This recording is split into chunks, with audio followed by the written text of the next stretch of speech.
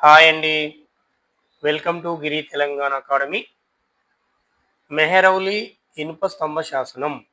ఈ శాసనాన్ని వేయించింది ఎవరు అన్నప్పుడు గుప్త రాజుల్లోకెల్లా రెండవ చంద్రగుప్తుడు ఈ శాసనాన్ని వేయించడం అనేది జరిగింది. ఇది ఎక్కడుంది? ఢిల్లీలోని కుతుబ్ మినార్కి సమీపంలోని మెహరౌలి ఇనుప స్తంభ శాసనం కలదు. కుతుబ్ మినార్ సమీపంలో కలదు. దీని యొక్క ప్రత్యేకత ఏంటంటే ఇప్పటి వరకు ఎండకు ఎండి వానకు దడిచినా కూడా ఏ మాత్రం కూడా తుప్పు పట్టనటువంటి ఒకే ఒక శాసనం భారతదేశంలో ఇన్నేళ్ల నుంచి ఎండకు ఎండి వానకు దడిచినా కూడా ఎలాంటి తుప్పు పట్టనటువంటి శాసనం ఏదైనా ఉందా అంటే అది మెహరౌలి ఇనుప స్తంభ శాసనం ఒకటే. దీన్ని బట్టి ఎంత క్వాలిటీ ఎలాంటి నైపుణ్యత కలిగి ఉన్నది అనేది మనకు అర్థమవుతుంది. దీన్ని వేయించింది ఎవరు? రెండవ చంద్రగుప్తుడు.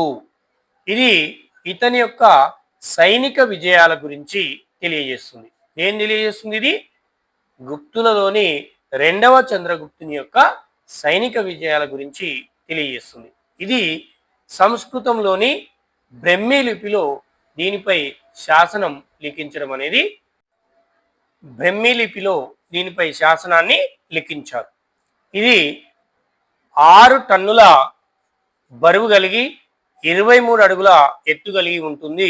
ఈ శాసనం ఎంత ఎత్తు ఉంటుంది? 23 అడుగుల ఎత్తు. ఎన్ని టన్నుల బరువు ఉంది? 6 టన్నుల బరువు కలిగి ఉంది. కానీ ఇది ఇప్పటి వరకు కూడా ఎలాగ ఆనాడు చంద్రగుప్తుడు రెండవ చంద్రగుప్తుడు స్థాపించినప్పుడు వేయించినప్పుడు ఎలా ఉందో ఇప్పటికి కూడా అలాగనే ఉన్నది ఆ శాసనం యొక్క అది ప్రత్యేకత. చూడండి, ఇక్కడ నుంచి మనకి ఇంపార్టెంట్ అనమాట. అంటే గుప్త సామ్రాజ్యంలో రెండవ చంద్రగుప్తుడు నవరత్నాలు అనేటటువంటి కవులను కలిగిన వ్యక్తి కూడా ఇతనే.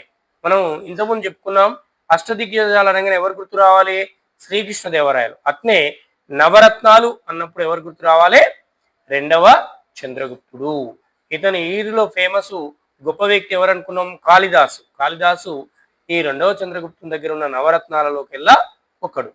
ఓకే, అర్థమైందండి? ఇలా ఒక వ్యక్తిని తీసుకున్నప్పుడు అతని యొక్క గొప్పతనాన్ని క్లియర్గా నేర్చుకోవాలి.